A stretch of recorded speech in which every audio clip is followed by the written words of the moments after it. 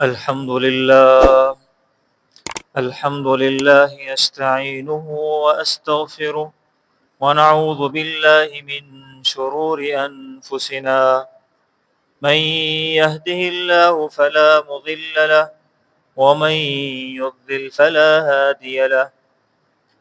وأشهد أن لا إله إلا الله وحده لا شريك له. وأشهد أن سيدنا ومولانا محمدا عبده ورسوله أرسله بالحق بشيرا ونذيرا بين يدي الساعة. من يطع الله ورسوله فقد رشد ومن يعصهما فإنه لا يضر إلا نفسه ولا يضر الله شيئا. أعوذ بالله من الشيطان الرجيم. بسم الله الرحمن الرحيم. يا أيها الذين آمنوا اتقوا الله حق تقاته ولا تموتن إلا وأنتم مسلمون. صدق اللہ العظیم. میرے محترم بھائیوں، دوستوں، بزرگوں، میں نے آپ کے سامنے قرآن کریم کے آیتوں میں سے ایک آیت مبارکہ کی تلاوت کی. گزشتہ جمعے اسی آیت کے ذیل میں ایک حدیث کی تشریح شروع کی تھی. آیت کا ترجمہ اور خلاصہ یہ ہے کہ اللہ تبارک تعالیٰ اس آیت میں مسلمانوں سے مخاطب ہو کر فرما رہے ہیں کہ یا ایھا الذین آمنوا اتقوا اللہ حق تقاتہ ولا تموتن الا وانتم مسلمون. اے ایمان والو، اللہ سے اس طرح ڈرو جس طرح اس سے ڈرنے کا حق ہے، اور تمہاری جو موت ہے وہ آئے اس حالت میں کہ تم مسلمان ہو. نبی کریم صلی اللہ علیہ وسلم کی حدیث جو حضرت ابو ہریرہ رضی اللہ تعالیٰ عنہ سے مروی ہے،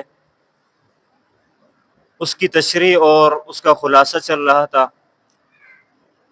آپ صلی اللہ علیہ وسلم نے حضرت ابو ہریرہ رضی اللہ تعالیٰ عنہ کو 5 چیزوں کی نصیحت کی. حضرت ابو ہریرہ رضی اللہ تعالیٰ عنہ فرماتے ہیں کہ حضور صلی اللہ علیہ وسلم نے میرے ہاتھ کو پکڑا اور آپ نے میری انگلیوں پر 5 باتوں کو شمار کروایا، اور ہر بات کو اہمیت سے بیان کرنے کے لیے حضور صلی اللہ علیہ وسلم نے میرے ہاتھ کو اپنے ہاتھ میں لیا اور آپ صلی اللہ علیہ وسلم ایک ایک کو شمار کرتے گئے. تو سب سے پہلی چیز آپ صلی اللہ علیہ وسلم نے جو ارشاد فرمائے کہ گناہوں سے بچو، تم بڑے عبادت گزار بن جاؤ گے. اور اس کے بعد آپ صلی اللہ علیہ وسلم نے دوسری نصیحت یہ فرمائی کہ ورض بما قسم اللہ لک، کہ اللہ تعالیٰ نے جو تقدیر میں آپ کے حصے میں لکھ دیا ہے اس پہ راضی ہو جاؤ، تو تم سب سے مستغنی انسان بن جاؤ گے.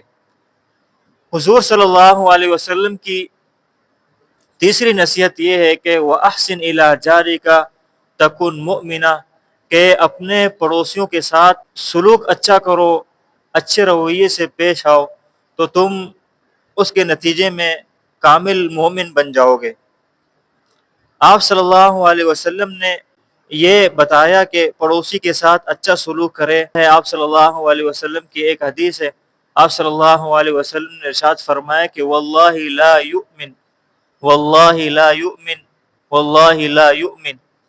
آپ صلی اللہ علیہ وسلم نے یہ الفاظ 3 مرتبہ دہرائے کہ قسم ہے وہ مومن نہیں ہے، وہ مومن نہیں ہے، وہ مومن نہیں ہے.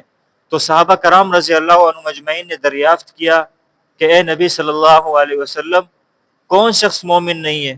تو آپ صلی اللہ علیہ وسلم نے ارشاد فرمایا کہ وہ شخص مومن نہیں ہے جو خود پیٹ بھر کر کھانا کھاتا ہے اور اس کا پڑوسی اس کے پہلو میں بھوکا ہوتا ہے. فرمایا یہ شخص مومن نہیں ہے. تو آپ صلی اللہ علیہ وسلم نے مسلمان ہونے کی علامت یہ بیان فرمائی کہ جس کے دل میں پڑوسی کا درد موجود ہو تو یہ مومن ہے۔ تو ہمیں حضرت سلف صالحین کے زندگیوں میں اور صحابہ کرام کے، اسی طرح تابعین کے، اور خود نبی کریم صلی اللہ علیہ وسلم کی زندگی سے یہ پتہ چلتا ہے کہ آپ صلی اللہ علیہ وسلم پڑوسیوں کے ساتھ کیسا حسن سلوک کرتے تھے۔ امام ابو حنیفہ رحمۃ اللہ علیہ کا مشہور واقعہ ہے کہ امام ابو حنیفہ کے پڑوس میں ایک شخص رہتا تھا جو کہ رات کو اپنے دوستوں کے ساتھ شور و غل کرتا تھا، جس سے امام صاحب کی عبادت میں خلل آتا تھا، مگر امام ابو حنیفہ نے کسی دن بھی اس کی شکایت نہ لگائی۔ ایک رات ایسا ہوا کہ کوتوال کا وہاں سے گزر ہوا تو دیکھا کہ یہ تو امام صاحب کا پڑوسی ہے اور رات کو کتنا شور کر رہا ہے، اس کی وجہ سے امام صاحب کی عبادت میں خلل ہو سکتا ہے۔ تو اس طرح ہوا، اس کوتوال نے اس شخص کو، اس پڑوسی کو گرفتار کر دیا۔ اگلے رات جب امام ابو حنیفہ عبادت میں مشغول تھے تو شور و غل کی کوئی آواز نہیں آئی، تو امام صاحب پریشان ہوئے۔ پتہ کیا تو یہ پتہ چلا کہ اس کو کوتوال نے گرفتار کر دیا ہے، اس وجہ سے کہ وہ رات کو شور کرتا ہے اور پڑوسیوں کو تنگ کرتا ہے۔ تو امام صاحب خود گئے، اس کو رہا کروایا۔ جب اس پڑوسی کو اس رہائی کا پتہ چلا کہ اس رہائی کے پیچھے امام ابو حنیفہ کا ہاتھ ہے تو وہ باز آ گیا۔ تو دیکھیں امام ابو حنیفہ کا اپنے پڑوسیوں کے ساتھ، اپنے پڑوسی کے ساتھ کیا حسن سلوک ہے کہ وہ ایک طرف تو تکلیف پہنچا رہا ہے، مگر جب گرفتار ہو جاتا ہے تو امام صاحب خود جا کے اس کو رہا کرواتے ہیں۔ تو صحابہ کرام رضی اللہ عنہ مجمعین کی زندگی سے اور اس طرح سلف صالحین کی زندگی سے ہمیں پڑوسیوں کے ساتھ حسن سلوک کا درس ملتا ہے۔ حضور صلی اللہ علیہ وسلم نے حضرت ابو ہریرہ رضی اللہ تعالیٰ عنہ کو چوتھی نصیحت یہ فرمائی کہ وَأَحِبَّ لِلنَّاسِ مَا تُحِبُّ لِنَفْسِكَ تَكُنْ مُسْلِمًا، جو دوسروں کے لیے وہ پسند کرتا ہے جو اپنے لیے پسند کرتا ہے تو سمجھیں کہ وہ شخص مسلمان ہے۔ تو یہ اسلام کا معیار آپ صلی اللہ علیہ وسلم نے بتایا۔ اسی طرح حضور صلی اللہ علیہ وسلم کی پانچویں نصیحت جو آپ صلی اللہ علیہ وسلم نے حضرت ابو ہریرہ رضی اللہ تعالیٰ عنہ کو کی کہ وَلَا تُكْثِرِ الضِّحْكَ، کہ زیادہ نہیں ہنسا کرو۔ اس کا نتیجہ یہ ہے کہ فَإِنَّ كَثْرَةَ الضِّحْكِ تُمِيتُ الْقَلْبَ، کہ زیادہ ہنسنے سے دل مردہ ہو جاتا ہے۔ ہاں، جب کوئی ہنسی کی بات آئے تو ہنس لینا چاہیے۔ انسان کو چاہیے کہ اس کا دل زندہ ہو۔ انسان کا دل 5 چیزوں سے زندہ ہوتا ہے۔ نمبر 1 قرآن کریم کی تلاوت کرنا، نمبر 2 تہجد کی نماز کی پابندی کرنا، نمبر 3 مسکین اور یتیم کے سر پر ہاتھ پھیرنا، اس کے ساتھ تعاون کرنا، نمبر 4 آپ صلی اللہ علیہ وسلم پر درود پڑھنا کثرت سے۔ تو آپ صلی اللہ علیہ وسلم کی یہ حدیث ہے، اس میں 5 چیزیں نصیحت کی آپ صلی اللہ علیہ وسلم نے، جس کا حاصل یہ ہے کہ نمبر 1 اللہ تعالیٰ کی عبادت کے ساتھ ساتھ گناہوں سے بھی بچا جائے تو وہ بڑا سب سے عبادت گزار ہوگا۔ یہ نہ ہو کہ صرف عبادت کیا جائے اور دوسری طرف گناہ بھی ہوتے رہیں۔